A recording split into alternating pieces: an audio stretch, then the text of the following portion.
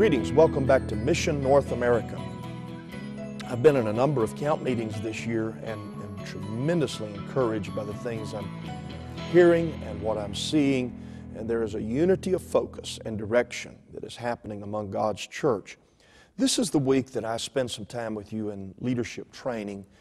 I have tried to focus on this apostolic continuum, and of course, for the last bit, we've kind of broke it into pieces that are a little more manageable just for viewability and also for the benefit of us posting these on YouTube.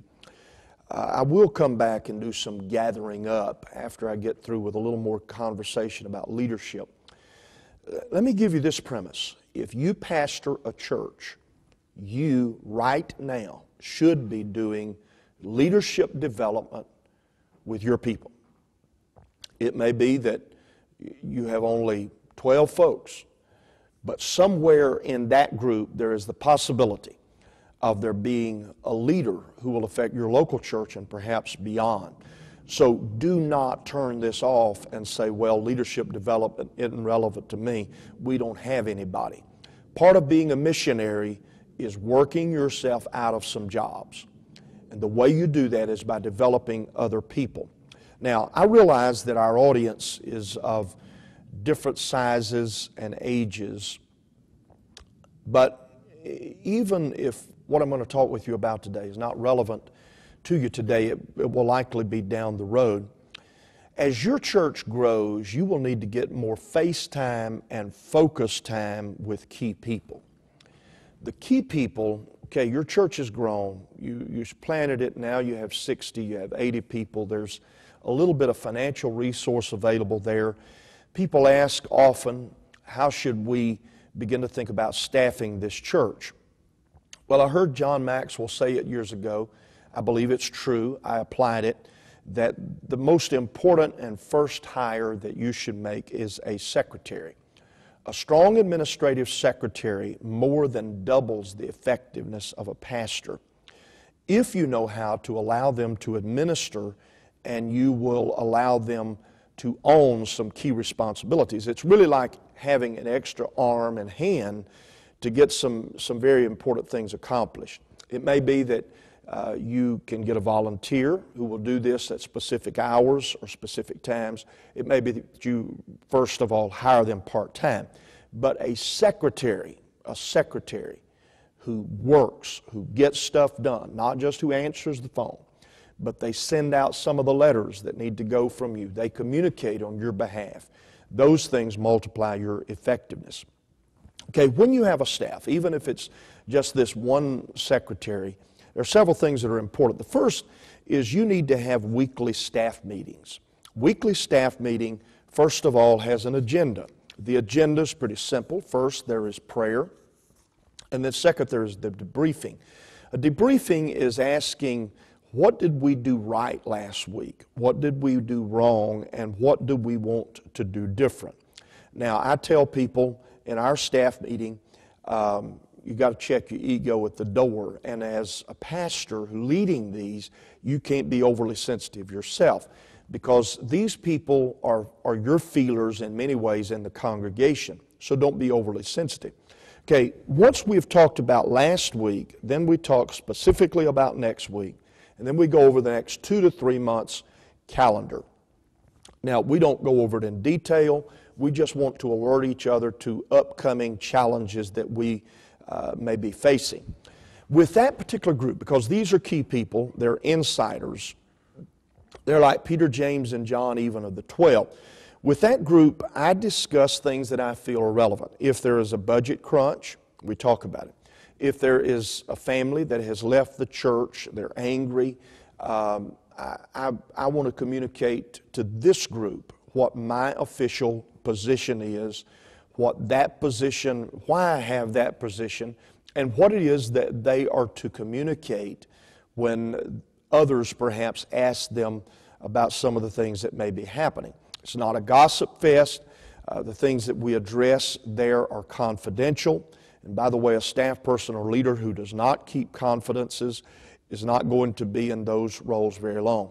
Last thing that you do then with your staff meeting is you go around the table and each person has the chance to talk about whatever's on their plate. There's no holds barred. They can say anything they want to. I had staff people who say, you know, Brother Coon, Sunday you preached a little bit long. Well, if people who are loyal to me, who are committed to me, who are on staff feel like that I preach long, I can assure you that the visitor felt the same way. So there's no holds barred. There's also some tension that comes into them at times, because you have people who have competing ideas. They have competing ministries. They're competing for time. They're competing for money. They're competing for calendar opportunities, and they're competing for your influence.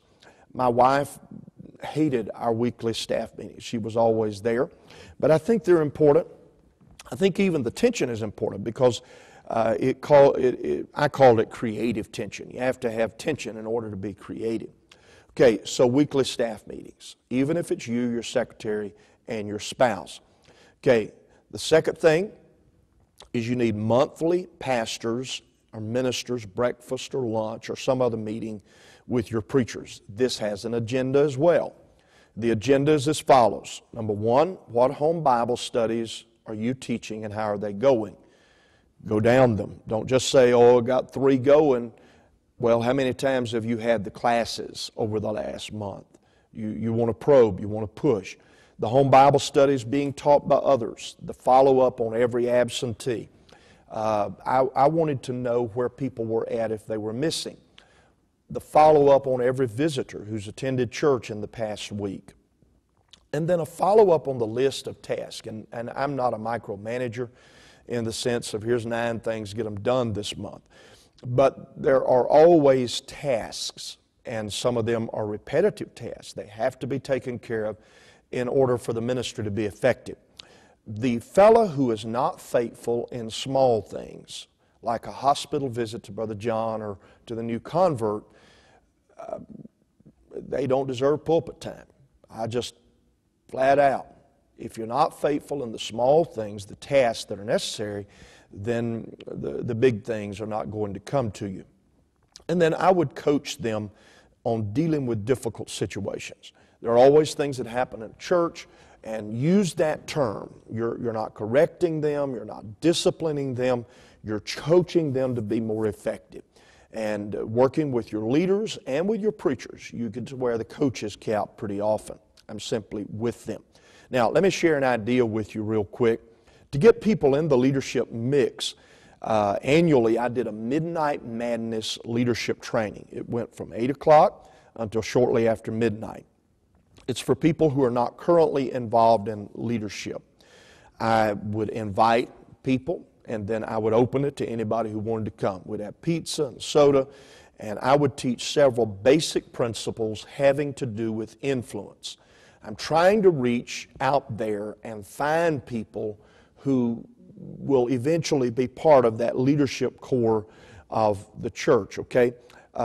It's a lot of fun. Just do it on a Friday night, Midnight Madness leadership training. You're kicking off a leadership development process. Now, you have to empower your leaders. I'm going to talk more about that in a coming session. Empower them to be effective. Let your people know that you are supportive of them, and it makes a tremendous difference in their lives.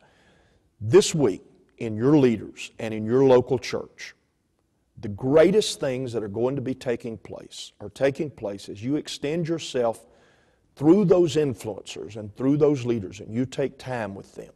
And through all of that, the greatest things happening in North America are going to be happening this week in church plants.